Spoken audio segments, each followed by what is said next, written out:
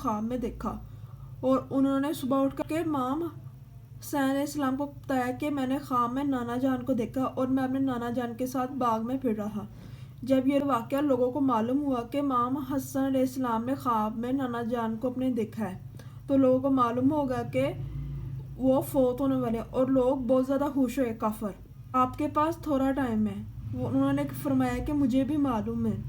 इस तरह कुछ रोज़ और गुजर के उन्हें रोज़ाना उल्टियाँ होना शुरू होगी खून की, उनके जिगर के टुकड़े बाहर आना शुरू हो गए।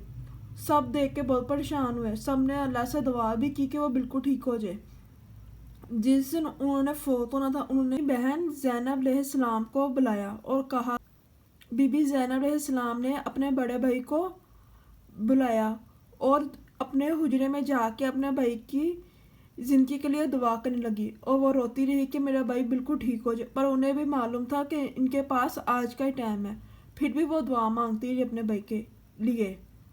जब इमाम हुसैन अलैहिस्सलाम अपने भाई के पास गए, हसन अलैहिस्सलाम के पास, उन्होंने कहा कि मैं आपसे वसीयत करना चाहता हूँ भाईजान, मेरा जनाजा मेरे नाना जान के कदमों में दफन कीजिएगा। अगर लोग आपको मना करें फिर मेरी वालदा के कदमों में मुझे दफना दीजिएगा। ये कह के इमाम हसन अलैहिस्सलाम फौत हो गए। हुसैन अलैहिस्सलाम ने कहा कि इनके जनाजे की तैयारी की जाए। जनाजा उठाया गया तो रास्ते में इमाम हसन अलैहिस्सलाम के जनाजे को रोका गया और उनके जनाजे पे तीर मारे गए।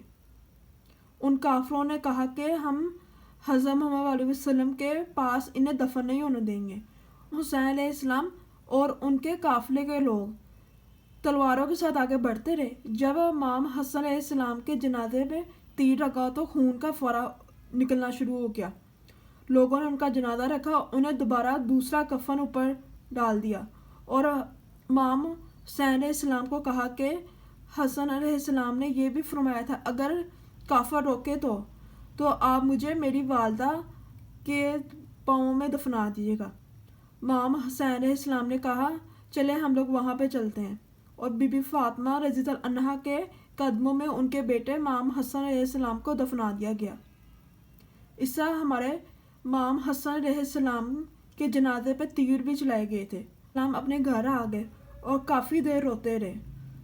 उन्हें अल्लाह से दुआ की कि कभी मेरी वालदा और वालिद के नाम लेके लोग उन्हें बुरा भला कहते हैं, उन्होंने मेरे भाई को भी कत्ल कर दिया। उन्होंने कहा कि अल्लाह ताला से आप मेरी मदद फरमाएं।